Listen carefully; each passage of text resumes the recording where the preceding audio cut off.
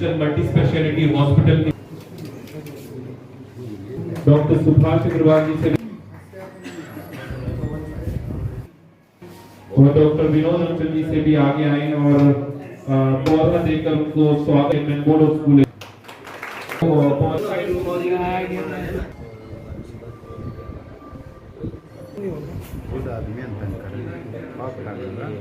आगे आए।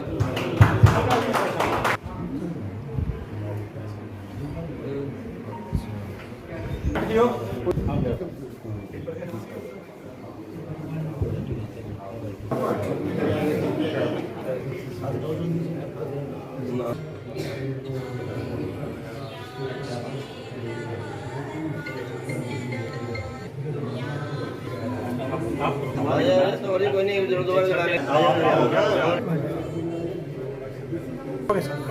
Thank you.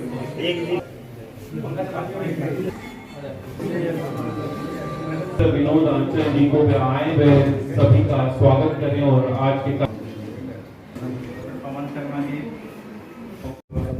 तो आज हम छोटे से बुलावे पर एक ऐसा जो हमारा मोटिव है, जो प्रधानमंत्री नरेंद्र मोदी जी ने जो एक आह्वान किया है, एक देश वन नेशन वन इलेक्शन, उसके ऊपर आप उस बुलावे पे आए।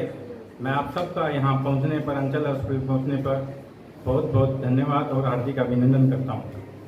अभी चेयरमैन साहब को जल्दी जाना है तो सबसे जहाँ पर एक छोटी सी चिंगारी दे दीजिए आप और यहाँ पर पता नहीं कितने बड़े कत्लेआम शुरू हो जाए। यहाँ पर एक छोटी सी कोई बात आप कह दीजिए, पता नहीं कहां से कहा कितने बड़े बड़े झगड़े फसाद हो जाएं।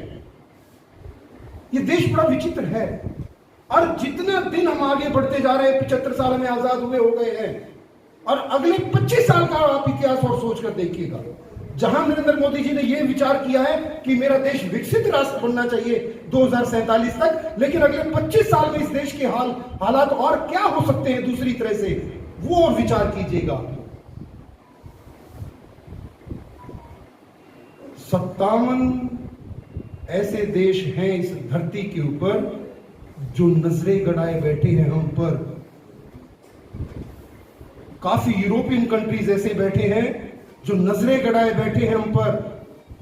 चीन और पाकिस्तान नजरें गड़ाए बैठा है कि कब दिल्ली के शासन पर कोई कमजोर राजा आए, कब यहां की सरकार कमजोर हो, कब वहां से आक्रमण हो, दोनों देश मिलकर आक्रमण करें, फौजें वहां पर व्यस्त हो जाएं और अंदरूनी तौर पर यहां पर गृह युद्ध छेड़ने के लिए करोड़ों लोग तैयार बैठे हैं। आप बात कहने में झिझकते नहीं, करोड़ों की तादाद किस गलत फहमी में बैठे यहां पर। तीसरी सरकार नगर निगम और नगर पार्षदों के चुनाव हुए और उसके बाद फिर पंचायत के चुनाव, यानी 4 चुनाव भी हम एक ही साल में देखते हैं।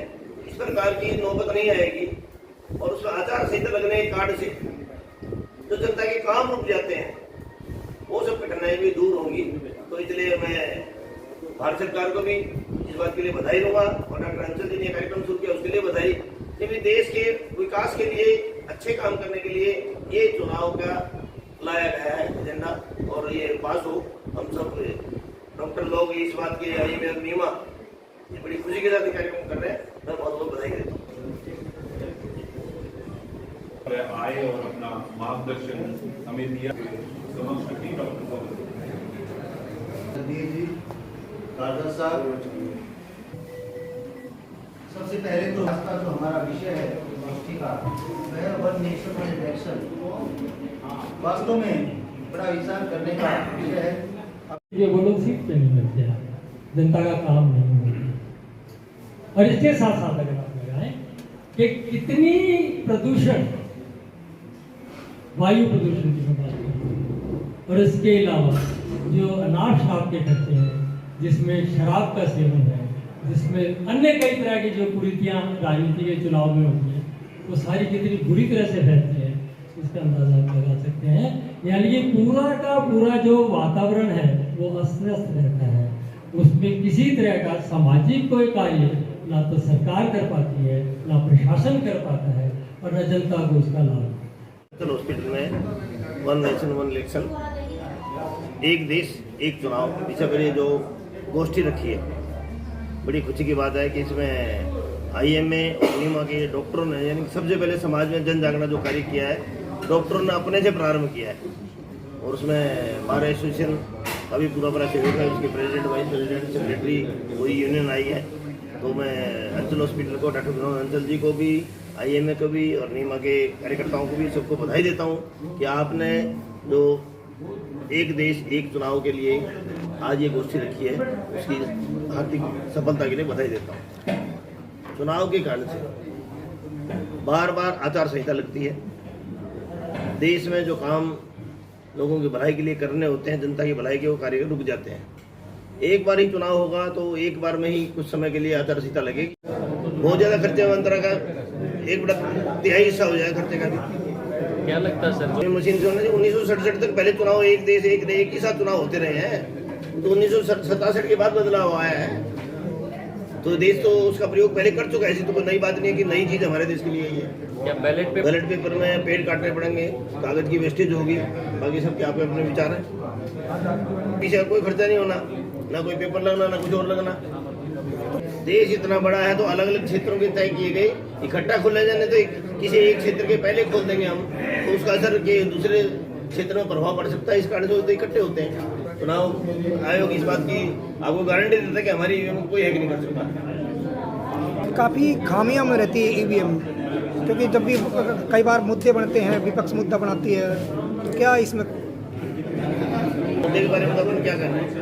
तो आज इस बारे में गोष्ठी करने के लिए एकत्रित हुए हैं कि भी एक देश एक चुनाव के बारे में निर्णय करना है, देश में जन जागरण लाना है, ताकि सब लोग इस बात से सहमत हो कि एक देश एक चुनाव। कितना लाभ मिल पाएगा एक राष्ट्र एक चुनाव, जो इस प्रकार की प्रक्रिया रहेगी तो फिर दूसरे देशों के अंदर भी ऐसा कुछ देखने को मिलता तो कितना कारगर सिद्ध रहेगा? अपना देश सबसे, पूरी दुनिया में सबसे बड़ा देश है, इस मामले में लोकतंत्र सबसे बड़ा लोकतंत्र है। तो यहाँ का उदाहरण तो आगे तक भी जाएगा, क्यों नहीं जाएगा। ईवीएम नेट से लिंक्ड है, हमारी ईवीएम नेट से लिंक्ड नहीं है। मैं इस बार में अधिकारी बयान नहीं दे रहा हूँ, लेकिन चुनाव आयोग का कहना कि हमारी ईवीएम किसी से भी लिंक नहीं है, इसलिए हमारी नहीं हो सकती। इलेक्शन के नाम पर वो एक बहुत बड़ा भार है, खास तौर पर टैक्स पेयर्स पर। इसमें कोई दो राय नहीं, इसमें बहुत बड़ा योगदान होगा इस भार को कम करने में, इस कुरीति को दूर करने में। सिर्फ इसमें यही है कि जो सरकार की योजनाएं हैं निर्धारित हो जाएंगी 5 साल के लिए, बीच में कोई किसी प्रकार की रुकावट नहीं आएगी। जो अधिकारी और कर्मचारी हैं वो निर्बाध रूप से अपना आगे का जो काम है समाज से लोगों की सेवा का अपने नौकरी के आधार पर वो करेंगे। और यदि बीच में कोई किसी प्रकार का थोड़ा बहुत इसमें व्यवधान आता भी है तो ये तो समय के अनुरूप वहाँ फैसले ले लिए जाते हैं। फायदे की जहाँ तक बात है तो चारों ओर फायदा ही फायदा है। अभी पीछे लोकसभा चुनाव में भी करीब करीब 1 लाख करोड़ रुपया खर्च हुआ है। उसके बाद विधानसभा चुनाव हुए हैं, निगम के चुनाव हुए हैं। लेकिन अभी तो जिस तरह से ये प्रारूप में एक चीज फाइनल की हुई है कि लोकसभा और विधानसभा चुनावों को एक बार में किया जाए। एक बार में करने से सारा जितनी भी अफसरशाही है उसका भी समय एक ही बार में खर्च होगा, और जितने भी अधिकारी हैं, दूसरे लोग हैं, उनका एक ही बार में समय खर्च होगा। बाकी लोगों की, आम जनता की सेवा के लिए वो लोग रहने चाहिए, लेकिन वो अगर चुनावों में लगे रहते हैं लगातार तो इससे आम जनता का ही नुकसान है। तो इससे बहुत फायदा रहेगा एक राष्ट्रीय चुनाव का। क्या लगता है सर, अब क्या समय नजदीक आ गया है राष्ट्रीय चुनाव? हाँ बिल्कुल, देखिए एक माहौल बनाया जाता है पहले जनता के बीच में। हम लोग इसीलिए जा रहे हैं कि लोगों को जागरूक किया जाए। कोई चीज केंद्र सरकार थोपना नहीं चाहती, लोगों को कन्विंस करना चाहते हैं, वहां से हम प्रश्न उत्तर लेना चाहते हैं, किसी के मन में कोई डाउट ना रहे, क्लेरिफिकेशन रहे हर तरह की, और उसके बाद इस चीज को इम्प्लीमेंट किया जाएगा सहमति के साथ। विपक्ष लगातार सर आरोप, देखिए कहीं ना कहीं पार्टी जो है अपने कब्जे के अंदर देश को करने के लिए इस तरह के जो है काम को करने का प्रयास कर रही है। कोई भी पार्टी इस देश को अपने कब्जे में नहीं कर सकती। पार्टियां केवल वही सरवाइव करेंगी जो आम जनता की भलाई के लिए काम करेंगी। और भारत की जनता बेवकूफ नहीं है, वो हमेशा ये देखती है कि उनके फायदे में कौन है। उनके फायदे में भारतीय जनता पार्टी, तभी तो भारतीय जनता पार्टी हर जगह चुनाव जीतती जा रही है और निष्पक्ष तरीके से सब जगह चुनाव होते हैं। लेकिन सर लगातार जो है ईवीएम के ऊपर भी आरोप लगते हैं, हालांकि बीजेपी जीत रही है, लेकिन ईवीएम के ऊपर जब लगातार आरोप लगते हैं तो कहीं ना कहीं वोटर्स भी है, उनके मन में भी संशय जो है वो छाता है कि कहीं उन्होंने वोट तो दिया था, लेकिन इस प्रकार से जब आरोप लगाती है दूसरी पार्टी तो कहीं ना कहीं आदमी का मोटिवेशन जो है वो भी गिरता है। तो दूसरी बात सर, जिस प्रकार से आप कह रहे हो कि एक विपक्ष के पास आज के दिन केवल वो उसका एक कार्य है, वो किसी तरह से जनता के मन में संशय पैदा करे रखे। उसके पास अपना कुछ भी कहने को नहीं है। 370 हमने हटाया, उस पर भी उसका विरोध किया। आप इससे देखिएगा कि विपक्ष की मेंटलिटी क्या है, विपक्ष किस दिशा में जा रहा है। विपक्ष सोच भी नहीं रहा कि वो केंद्र सरकार के निर्णयों का विरोध करके वो इस देश का विरोध कर रहा है। प्रयागराज में कुंभ का मेला हुआ, महाकुंभ का मेला हुआ, उसका भी विरोध, उस पर भी गलत बयानबाजी, हर काम में गलत गलत बयानबाजी। आप ये देखिएगा कि विपक्ष कहां पर साथ दे रहा है। भारतीय जनता पार्टी की सरकार का, नरेंद्र मोदी जी का पूरे 10 साल का आप इतिहास उठा के देखिए, 11 साल का, उन्होंने कभी भी नरेंद्र मोदी जी का किसी भी काम में कोई समर्थन नहीं दिया। इसका मतलब विपक्ष का काम मात्र विरोध करने का है, और वो विरोध करते करते देश का विरोध करने पर भी आ गया है। और अभी जो दूसरा प्रश्न आपने किया एक राष्ट्र एक चुनाव का, वो क्या प्रश्न था आपका? इतना बड़ा देश है हमारा भारत देश, क्या संभव है सर? हाँ देखिए, अभी भी संभव है, क्योंकि जो जैसे लोकसभा चुनाव होता है 5 या 6 चरणों में होता है, तो उसके साथ एक ईवीएम और रखी जाएगी विधानसभा चुनाव के लिए, और वो भी 4 या 5 चरणों में हो जाएगा। विधानसभा चुनाव हो सकता है एक ही चरण में निपट जाए, लेकिन 5 या 6 चरणों में पूरे देश का चुनाव होगा। ये बिल्कुल आसान है, कुछ भी मुश्किल नहीं है। कब तक होने की संभावना है? ये देखिए 2029 में जो चुनाव होंगे, हम उम्मीद कर सकते हैं कि उस समय एक राष्ट्र एक चुनाव इंप्लीमेंट हो जाएगा। जो विकासशील देश है, अमेरिका और बड़े देश है, उन्होंने ईवीएम का विरोध किया है। वो बोले ईवीएम से वो पारदर्शिता नहीं है जो बैलेट पेपर है। तो अगर एक राष्ट्रीय चुनाव होता है, तो क्या ईवीएम से चुनाव संभव है या ना बैलेट पेपर से चुनाव संभव हो पाएगा? बैलेट पेपर से इंडिया में चुनाव संभव नहीं है। ईवीएम के बारे में आदरणीय सुप्रीम कोर्ट ने बार बार एक बात कही है कि अगर आप लोगों को कोई दिक्कत है किसी तरीके की, आप मेरे पास सबूत लेकर आइए। निर्वाचन आयोग ने बार बार कहा है कि आप आइए हमारे पास। वो इंतजार करते रहते हैं कि 2-2 महीना कि कोई आए, हमें ईवीएम के बारे में माइनस पॉइंट बताए, नकारात्मक कोई भी बात हो वो बताए। उस समय वो लोग कोई भी नहीं जाते वहां पर, और केवल वो जनता के मन में संशय पैदा करते हैं। उनका कोई और काम नहीं। आप केवल विपक्ष की मंशा को समझिएगा, वो देश के विरोध पर उतर आए हैं। लेकिन सोशल मीडिया में ईवीएम का काफी विरोध किया जाता है। सुप्रीम कोर्ट तक के वकील हैं वो उसका विरोध कर रहे हैं। नहीं, देखिए सुप्रीम कोर्ट ने बिल्कुल स्पष्ट बोला है। नहीं, देखिए विरोध करने को बेशक कोई कुछ भी कहता रहे, लेकिन असली बात यह है कि सबूत वो तो दे कि ईवीएम में ये खामियां, ये हैक की जा सकती है, इस तरह से प्रॉब्लम आ सकती है। एक भी कहीं पर भी उन्होंने कोई लॉजिक दिया हो किसी तरीके का? उत्तर प्रदेश में विधानसभा चुनाव हुए, लोकसभा चुनाव हुए, राजस्थान में विधानसभा चुनाव हुए, ईवीएम सड़कों पे थी, लोगों ने पकड़ी, चुनाव आयोग के सामने करी, आज तक कार्रवाई नहीं हुई। तो आपको लगता है कि चुनाव आयोग पे स्वाद लगा हुआ है? नहीं, देखिए बाई चांस इतने बड़े देश में कोई एक आधी जगह कोई ऐसा इंसिडेंट हो जाए कि कोई ईवीएम उठाकर लेकर भाग गया, बाई चांस कहीं पूरे इतने बड़े देश में एक जगह अगर कोई ऐसा इंसिडेंट हो गया, उसको आप पूरे देश के साथ उदाहरण नहीं ले सकते। आप मुझे बताइएगा कि पूरे यहाँ पर अभी निकाय चुनाव तत्काल हुए, क्या कहीं पर भी एक छोटी सी भी कंप्लेंट आई? विधानसभा चुनाव हुए हैं, दिल्ली के अंदर चुनाव हुए हैं, क्या एक भी कहीं शिकायत आई? कहीं पर भी बात वही है कि ईवीएम के साथ वीवीपैट अटैच की जाती है। 90% ईवीएम चलती है, वीवीपैट चलते ही नहीं, सब जगह चलती है। आप बताइए तो कहीं उदाहरण तो दीजिए ना एक भी। तो स्टैटिस्टिक्स सुधार देख लो, कंप्यूटर बताएगा। आप चुनाव आयोग खुद मानता है। देखिए महाराष्ट्र में विपक्ष ने एक बात रखी, वहां पर वीवीपैट और जितनी भी वो पर्चियां थी उनको सबको उन्होंने मिलान करके जहां जिस बूथ पर उन्होंने कहा उनका मिलान करके 100% वहां पर सही मिली सारी चीजें विपक्ष ने डिमांड करी थी। आप पत्रकार हैं, आप भी नागरिक हैं इस देश के, सही बात को हाईलाइट कीजिए हर जगह। विपक्ष का काम मात्र संशय पैदा करना है और कुछ नहीं है। वो एक भी सबूत कहीं पर भी नहीं दे पाया आज तक। विपक्ष अपना काम कर रहा है, पत्रकार अपना विपक्ष काम नहीं कर रहा है सही तरह से। विपक्ष सही तरह से काम अगर करे तो देश के लिए अगर कोई काम होता है तो उसका समर्थन करना चाहिए। जो विपक्ष काम करता है अगर निष्पक्षता से, उसी के पास ईडी और सीबीआई की तो कैसे काम करेगा विपक्ष? क्यों नहीं करेगा?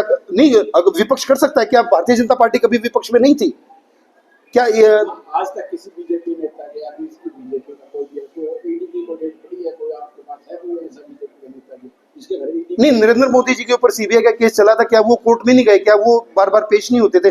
बीइंग चीफ मिनिस्टर उनके ऊपर भी आरोप लगा था गोधरा कांड के लिए, क्या वो बार बार नहीं गए? क्या अमित शाह बार बार नहीं गए? क्या उनके ऊपर आरोप नहीं लगे थे? क्या लेकिन उन्होंने सारी चीजें हर तरह से, क्योंकि वो निर्दोष थे, उन्होंने सारी चीजें अपने आप को साबित करने की कोशिश की। सर आप क्या कहेंगे, आप लगातार जो है वो देश को होने वाला है अगर एक राष्ट्र एक चुनाव लागू होता है? देखिए, कोई भी व्यवस्था जब लागू होनी होती है तो उसको कई स्टेजेस से निकलना पड़ता है। तो ये एक स्टेज है जिसमें हम लोग डिस्कस कर रहे हैं, एक विचार समाज को दे रहे हैं, और विचार समाज को देने से पहले जो एक कमेटी बनी, आदरणीय हमारे प्रेसिडेंट साहब, जो एक्स प्रेसिडेंट थे रामनाथ जी कोविंद के उसमें, उन्होंने पूरी की पूरी जो है वो सिस्टम से उसको काम किया। अगर आप उनको देखें तो वो पूरी रिपोर्ट हमारे सामने है, जिसमें उनके पास 11,200 कुछ लोगों ने अपने रिप्रेजेंटेशंस भेजे। जैसे मैंने आपको बताया कि 37 पॉलिटिकल पार्टीज को उन्होंने इन्वॉल्व किया। हमारे जो एक्स चीफ जस्टिस थे, एक्स इलेक्शन कमिश्नर थे, या जो लीगल ल्यूमिनरीज थे, उन सबको उन्होंने कांटेक्ट किया और उन सबसे विचार लिए। और विचार जब उन्होंने लिए तो उनसे जो चीज़ें निकल के आई उसके बेसिस पे उन्होंने अपनी रिपोर्ट की। जैसे मैं बताऊं कि 37 अगर पॉलिटिकल पार्टीज ने अपने रिप्रेजेंटेशंस दिए तो उसमें से लगभग 25 पॉलिटिकल पार्टीज ऐसी थी जिन्होंने उनके विचारों का समर्थन करते हुए कहा कि ये स्कीम हमारे यहाँ लागू होनी चाहिए और ये अधिनियम बनना चाहिए। इसी तरीके से जो 11,000 समथिंग जो लोगों ने अपने रिप्रेजेंटेशन भेजे या उनसे कंसल्ट किया, उसमें मोर देन 80% लोग ऐसे थे जिन्होंने इसका समर्थन किया, सारी चीज़ को समझने के बाद, सुनने के बाद और स्टडी करने के बाद। तो इसी तरीके से जैसे हमारी जो फाइनेंशियल रेगुलेटर्स हैं, जिसमें इफ्को है या दुनिया भर की जो करते हैं संस्थाएं जो मैनेज करते हैं, उन सब ने भी इसका समर्थन किया। लेकिन उन्होंने समर्थन ऐसे नहीं किया कि शक्ल देख के, उन्होंने पूरी रिपोर्ट्स को स्टडी किया, अपने विचार दिए, विचारों पे डिस्कशन करने के बाद फिर उन्होंने, जैसे एसओकेम है, फिक्की है, इन सब ने भी उसका समर्थन किया। सर जीएसटी के में कहते हैं एक देश में एक टैक्स लागू हो गया। पेट्रोल 14 साल पहले कुछ था, आज उसकी हाइट पे है, कम नहीं हो रहा। आम आदमी प्रभावित है, इंडस्ट्री भी प्रभावित है।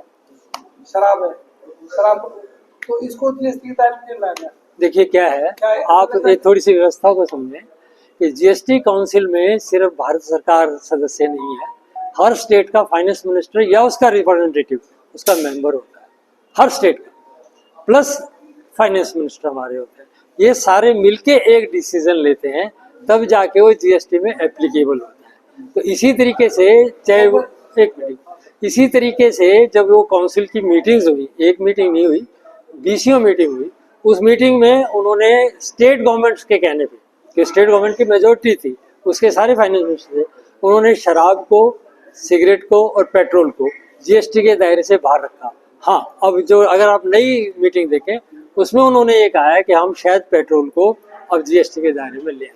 लेकिन ये एक संवैधानिक व्यवस्था है ना, सबसे बात करने के बाद, हर स्टेट के रिप्रेजेंटेटिव से बात करने के बाद फिर ये डिसीजन।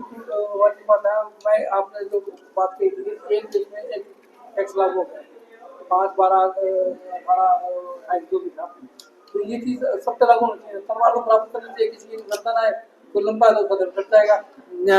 आप देखिए, अलग अलग रेट ऑफ टैक्स के पीछे भी कई कारण है। और जैसे मान लीजिए अनाज, कपड़ा है, इस पे भी अगर हम 28% लगा देते हैं तो ये आम आदमी की उपयोग की चीज़ें हैं। 28% में सिर्फ लग्जरी वाली चीज़ें हैं। लग्जरी वाली चीज़ें कैसे? जैसे मान लीजिए आपका टीवी है, आपका फ्रिज है, कार है, ऐसी चीज़ें, यानी कि जिनको हम आम ज़रूरत की चीज़ें नहीं हैं, वो उनको मैक्सिमम रेट ऑफ टैक्स पे लिया गया है। जो आम ज़रूरत की चीज़ें हैं, अनाज है, दालें हैं, कपड़ा है, इनको इन्होंने 5% में रखा। एक अगर रख देते हैं किसी भी चीज़ पे तो वो गलत हो जाता है। सर एक जो बात आपने आपने कहते हैं 28% जीएसटी है, लग्जरी कार विकल्प जो भी है उस पर सरकार 28% टैक्स ले लेती है। उसके बाद सड़क कार तोड़ती है तो टोल भरे आगे, टोल टैक्स है, रजिस्ट्रेशन करवाने जाओ तो रोड टैक्स ले जाएगा। तो इस देश के लोग कितने बार टैक्स देंगे एक चीज को? देखिए, हम तो पत्रकार हैं और बुद्धिजीवी हैं, इस प्रश्न का उत्तर आप स्वयं ही दे देंगे कि क्यों किया जाता है ऐसे। जो टोल की बात है या रोड टैक्स की बात है, वो जो इंफ्रास्ट्रक्चर, एक बार आपने टैक्स तो आपके पास आ गया, लेकिन इंफ्रास्ट्रक्चर को तो रेगुलरली आपको मेंटेन करना है। एक मिनट, इसलिए उस पर उनकी रिकरिंग इनकम हो, वो हो जाए। और टोल की भी एक सीमित व्यवस्था होती है जब उसकी टोटल कॉस्ट निकल आती है उसके बाद वहाँ से टोल खत्म हो जाता है, आपकी जानकारी में होगा ये। तो ये धीरे धीरे जो टोल लगे हैं, जब उस रोड की कंस्ट्रक्शन और इंफ्रास्ट्रक्चर पे जो रेकरिंग एक्सपेंसेस है जब वो पूरा हो जाएगा, उस रोड से वो रोड टोल टैक्स हट जाएगा। मान लीजिए एक लोकसभा चुनाव में कितना खर्चा आता है और वन इलेक्शन आता है तो कितने पैसा बच सकते हैं? अभी मानिए कि जैसे मैंने आपको बताया था कि एक एमपी को चुनाव लड़ने के लिए एक व्यक्ति को 90 लाख की छूट है ऑन रिकॉर्ड, और एमएलए के चुनाव लड़ने के लिए 40 लाख की छूट, ठीक है जी। अगर मान लीजिए इकट्ठा चुनाव होता है, मान लीजिए इकट्ठा चुनाव होता है, इकट्ठा चुनाव होने के बाद क्या होगा कि बार बार जो हम लोग चुनाव करते चले जा रहे हैं उसमें उनका तो खर्चा बचेगा, पर एडमिनिस्ट्रेशन का कितना खर्चा बचेगा। जैसे मान लीजिए अब ब्यूरोक्रेट्स की आपने ड्यूटी लगाई है, वो एक आज चुनाव के लिए जा रहे हैं, फिर 2-3 महीने पहले वो बेचारे व्यवस्था में लगते हैं, पूरे ट्रांसपोर्टेशन है, लॉजिस्टिक है, और उनके रहने का व्यवस्था खर्चा, वो सारा खर्चा आपका जो है वो एक में एक्यूमुलेट होके एक ही बार होगा, 3 बार में नहीं होगा। सर लोकसभा चुनाव में एक आदमी 90 लाख खर्च करेगा, विधानसभा में 40 लाख, तो अगर एक वन नेशन वन इलेक्शन का प्रोसेस लागू होता है तो 40 करोड़ रुपये तो खर्च होंगे। वो तो होंगे, लेकिन जो बार बार चुनाव होते हैं तो जो पूरा सरकारी व्यवस्था का जो खर्चा है जो 1,36,000 करोड़ हुआ है अब, वो बच जाए।